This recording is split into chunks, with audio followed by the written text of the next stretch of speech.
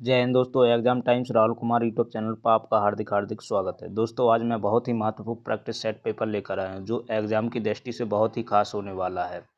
तो आप इस वीडियो को पूरा अंत तक देखें। दोस्तों आप सभी को पता होगा कि यूपीएसआई का एग्जाम होने वाला है और यूपी पुलिस कांस्टेबल की भी भर्ती आने वाली है। साथ साथ दिल्ली पुलिस का भी एग्जाम शुरू होने वाला है। एसएससी जीडी का भी आपको पता होगा फॉर्म भरने लगे हैं और होम गार्ड के भी फॉर्म अभी भर रहे हैं। तो दोस्तों इन सभी परीक्षाओं को दृष्टि में रखते हुए इस वीडियो को बनाया गया है। इसमें बहुत ही महत्वपूर्ण प्रश्न लिए गए हैं जो संविधान से संबंधित प्रश्न है। ठीक है दोस्तों, संविधान से संबंधित प्रश्न है और संविधान का टॉपिक आप सभी को पता होगा कि हर एग्जाम में इससे प्रश्न बनते हैं। ठीक है दोस्तों, तो बहुत ही महत्वपूर्ण प्रश्न इस वीडियो में है, तो आप इस वीडियो को पूरा अंत तक देखें। चलिए चलते हैं पहले प्रश्न की तरफ। तो देखिए पहला प्रश्न आपका है सांसदों के वेतन का निर्माण कौन करता है। जो सांसद होते हैं उनका वेतन बनता है, उसका निर्माण कौन करता है। तो इसका राइट आंसर हो जाएगा दोस्तों ऑप्शन नंबर ए, संसद। संसद के द्वारा सांसदों का जो वेतन होता है उसका निर्माण होता है। चलिए अगला प्रश्न देखते हैं। बहुत ही महत्वपूर्ण प्रश्न है दोस्तों। तो अगला प्रश्न है, एक वर्ष में कम से कम कितनी बार संसद की बैठक होना आवश्यक है। कितनी बार सांसदों की बैठक होना आवश्यक है। तो इसका राइट आंसर हो जाएगा ऑप्शन नंबर बी, 2 बार। दोस्तों हम जल्दी जल्दी कवर करेंगे ताकि वीडियो लंबा ना हो। दोस्तों अगर यह वीडियो आपको पसंद आए तो लाइक शेयर कमेंट करें और यूट्यूब चैनल को सब्सक्राइब जरूर कर लें। साथ साथ बेल आइकन भी दबा लें ताकि आने वाले वीडियो की अपडेट आपको मिलती रहे। चलिए अगला प्रश्न है दोस्तों, राज्यसभा के सदस्य चुने जाते हैं, किसके द्वारा चुने जाते हैं। तो इसका राइट आंसर हो जाएगा ऑप्शन नंबर ए, राज्यों की विधानसभाओं द्वारा। चलिए अगला प्रश्न है, निम्नलिखित में से कौन संसद की स्थायी समिति नहीं है। ठीक है, तो हम ऑप्शन देखते हैं। ए लोक लेखा समिति, ये संसद की स्थायी समिति है। प्राक्कलन समिति, ए भी है। और सार्वजनिक उपक्रम समिति, ए भी। ये तीनों संसद की स्थायी समिति हैं। ठीक है, तो इसका राइट आंसर हो जाएगा ऑप्शन नंबर डी, इनमें से कोई नहीं। चलिए अगला प्रश्न है दोस्तों, अनुच्छेद 88 किससे संबंधित। बहुत इंपॉर्टेंट प्रश्न है, कई एग्जाम में पूछा हुआ प्रश्न। तो इसका राइट आंसर हो जाएगा आपका ऑप्शन नंबर बी, सदन में मंत्रियों के अधिकार से। मंत्रियों के अधिकार के बारे में इसमें बताया गया है अनुच्छेद 88 में। चलिए अगला प्रश्न देखते हैं, भारतीय संसद के दोनों सदनों की संयुक्त बैठक किस संबंध में होती। तो इसका राइट आंसर हो जाएगा आपका ऑप्शन नंबर सी, वित्त विधेयक में। चलिए अगला प्रश्न देख लेते हैं दोस्तों, लोकसभा व राज्यसभा की संयुक्त बैठक कब होती है।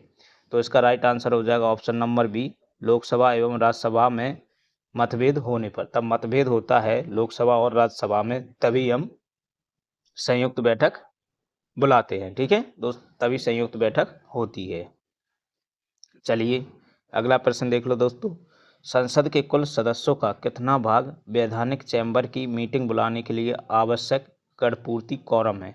बहुत इंपॉर्टेंट प्रश्न है, कई एग्जाम पूछा हुआ प्रश्न। तो इसका राइट आंसर हो जाएगा ऑप्शन नंबर ए, 1/10। चलिए अगला प्रश्न है दोस्तों, क्या राष्ट्रपति या उपराष्ट्रपति कभी संयुक्त अधिवेशन की अध्यक्षता करते हैं। तो इसका राइट आंसर हो जाएगा ऑप्शन नंबर बी, कभी नहीं। कभी नहीं करेंगे ये संयुक्त अधिवेशन की अध्यक्षता। ठीक है, ध्यान में रख लेना है।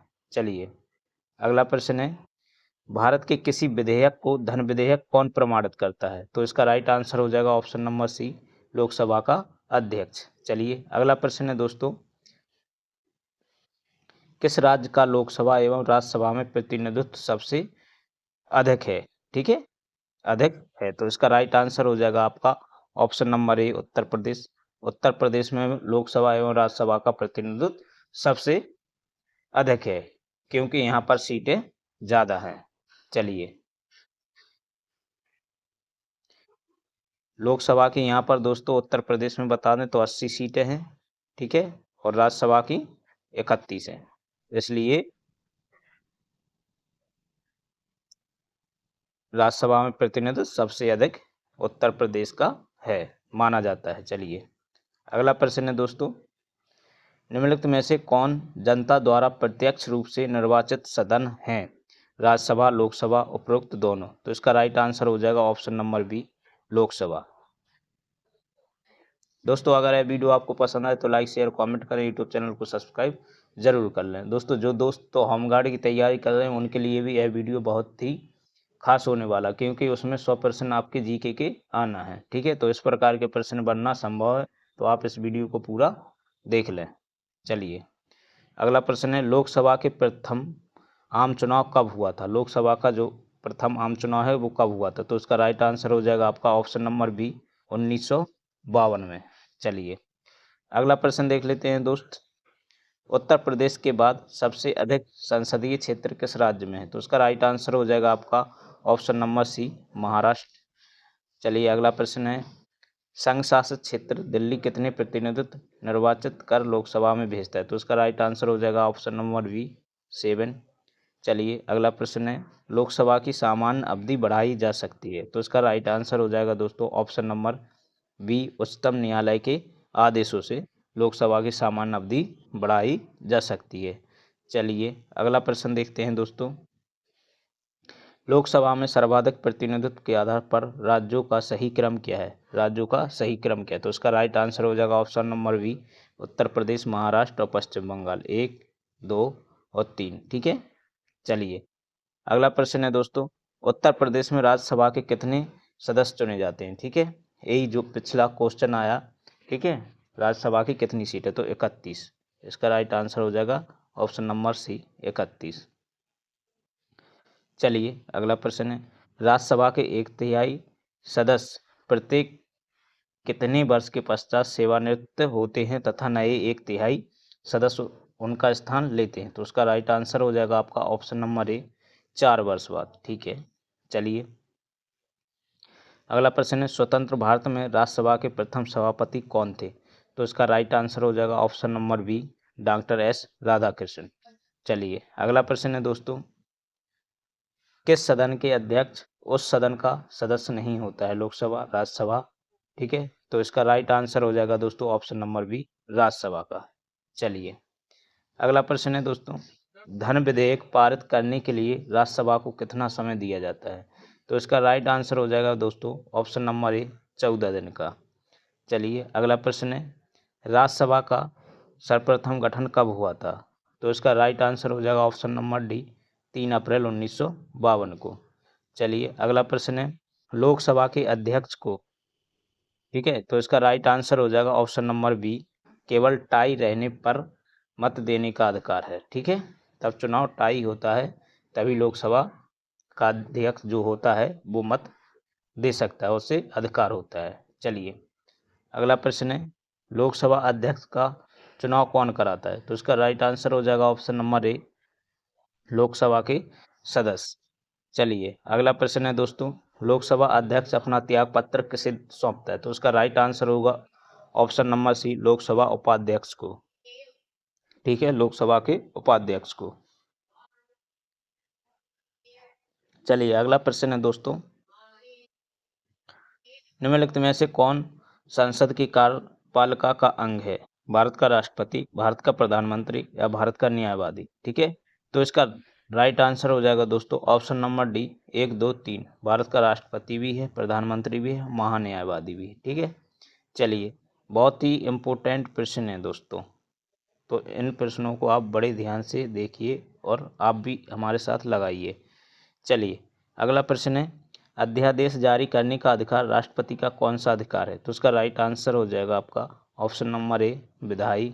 चलिए अगला प्रश्न है दोस्तों, भारत में कार्यपालिका का अध्यक्ष कौन होता है? तो उसका राइट आंसर हो जाएगा आपका ऑप्शन नंबर ए, राष्ट्रपति ही कार्यपालिका का अध्यक्ष होता है। चलिए अगला प्रश्न है, भारत में सभी रक्षा बलों का सर्वोच्च कमांडर किसे माना जाता है? बहुत ही इंपॉर्टेंट प्रश्न है, इसमें ऑप्शन में है रक्षा मंत्री, आर्मी स्टाफ का अध्यक्ष और एयर मार्शल, प्रधानमंत्री और भारत का राष्ट्रपति। दोस्तों इसका राइट आंसर आपका हो जाएगा ऑप्शन नंबर डी, भारत का राष्ट्रपति। चलिए अगला प्रश्न है, राष्ट्रपति पद के उम्मीदवारों को चुनाव प्रचार हेतु कितना समय मिलता है? तो इसका राइट आंसर हो जाएगा ऑप्शन नंबर बी, 2 सप्ताह। चलिए अगला प्रश्न है, कार्यकाल पूर्ण होने से पूर्व भारत के राष्ट्रपति को उसके पद से कौन हटा सकता है? तो उसका राइट आंसर हो जाएगा संसद महाभियोग लगाकर। ठीक है, option number D right answer हो जाएगा। चलिए अगला प्रश्न है, राष्ट्रपति पर महाभियोग का आरोप संसद के किस सदन द्वारा लगाया जा? कोई भी सदन हो दोस्तों, ठीक है, संसद के किसी भी सदन से आप महाभियोग लगा सकते, तो option number C right answer हो जाएगा इसका। चलिए अगला प्रश्न है दोस्तों, राष्ट्रपति किस स्थिति में अध्यादेश जारी कर सकता है? तो इसका राइट आंसर हो जाएगा दोस्तों ऑप्शन नंबर सी सदन के अधिवेशन न रहने की स्थिति में। चलिए अगला प्रश्न है दोस्तों, निम्नलिखित में से कौन भारत के राष्ट्रपति के चुनाव में भाग नहीं लेता है? राज्यसभा, लोकसभा या विधानसभा या विधान परिषद? तो राष्ट्रपति के चुनाव में दोस्तों आपकी विधान परिषद भाग नहीं लेती, तो इसका राइट आंसर हो जाएगा option number D right answer.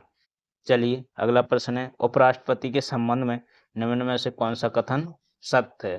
तो इसका राइट आंसर हो जाएगा ऑप्शन नंबर बी, वह राज्यसभा का पादन अध्यक्ष होता है। चलिए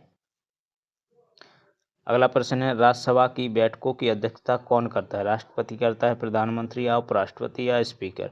तो इसका राइट आंसर हो जाएगा दोस्तों ऑप्शन नंबर बी, उपराष्ट्रपति राज्यसभा की जो बैठकें होती हैं उसकी अध्यक्षता उपराष्ट्रपति ही करता है। चलिए अगला प्रश्न है, उपराष्ट्रपति अपने मत का प्रयोग कब करता है? तो इसका राइट आंसर हो जाएगा ऑप्शन नंबर बी, मतों के बराबर रहने की स्थिति में, तब मत बराबर होते हैं तभी उपराष्ट्रपति अपने मत का प्रयोग करता है। चलिए अगला प्रश्न है दोस्तों, मंत्री संघीय की बैठक की अध्यक्षता कौन करता है? राष्ट्रपति, लोकसभा सभाध्यक्ष, उपराष्ट्रपति या प्रधानमंत्री? तो इसका राइट आंसर हो जाएगा दोस्तों ऑप्शन नंबर डी प्रधानमंत्री। चलिए अगला प्रश्न है दोस्तों, किस दल ने 2 वर्ष के समय में 2 प्रधानमंत्री दिए? भारतीय जनता पार्टी ने, जनता पार्टी, जनता दल, समाजवादी जनता पार्टी ने? तो इसका राइट आंसर हो जाएगा ऑप्शन नंबर बी जनता पार्टी। चलिए अगला प्रश्न है दोस्तों, संसदीय तंत्र में निम्नलिखित में से वास्तविक कार्यपालिका कौन है? तो इसका राइट आंसर हो जाएगा आपका ऑप्शन नंबर बी मंत्रिपरिषद। क्या हो जाएगा? ऑप्शन नंबर बी मंत्रिपरिषद, राइट आंसर बी। चलिए अगला प्रश्न है दोस्तों, निम्नलिखित में से कौन लोकसभा की कार्यवाहियों में भाग तो ले सकता है? ठीक है, भाग तो ले सकता है किंतु मतदान नहीं कर सकता है। तो इसका राइट आंसर हो जाएगा आपका option number A attorney general. बहुत ही इंपॉर्टेंट प्रश्न है दोस्तों। चलिए अगला प्रश्न है दोस्तों, भारत सरकार का मुख्य विधि अधिकारी कौन होता है? मुख्य विधि अधिकारी देख लीजिए कौन होता है। भारत के मुख्य न्यायाधीश, उच्चतम न्यायालय के पंद्यक, भारत के विधि मंत्री या भारत का महान्यायवादी? तो इसका राइट आंसर हो जाएगा दोस्तों ऑप्शन नंबर डी भारत के महान्यायवादी, option number D right answer. चलिए अगला प्रश्न है, केंद्र सरकार की व्यय को नियंत्रित करने की शक्ति किसमें है? तो इसका राइट आंसर हो जाएगा ऑप्शन नंबर सी नियंत्रक एवं महालेखा परीक्षक को। चलिए अगला प्रश्न है दोस्तों, भारत के नियंत्रक एवं महालेखा परीक्षक कैग की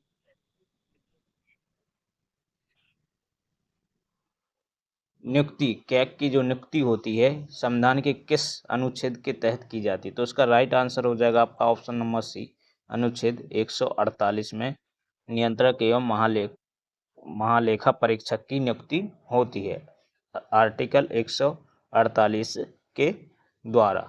चलिए इस वीडियो का दोस्तों लास्ट प्रश्न है आपका, तो आप इसको देख लीजिए। भारत के नियंत्रक एवं महालेखा परीक्षा अपना प्रतिवेदन देते हैं, किसको देते हैं? लोकसभा अध्यक्ष को, वित्त मंत्री को, प्रधानमंत्री को या राष्ट्रपति को? तो इसका राइट आंसर हो जाएगा दोस्तों ऑप्शन नंबर डी राष्ट्रपति। दोस्तों अगर यह वीडियो आपको पसंद आई तो लाइक शेयर कमेंट करें, यूट्यूब चैनल को सब्सक्राइब जरूर कर लें। इसी के साथ दोस्तों जय हिंद।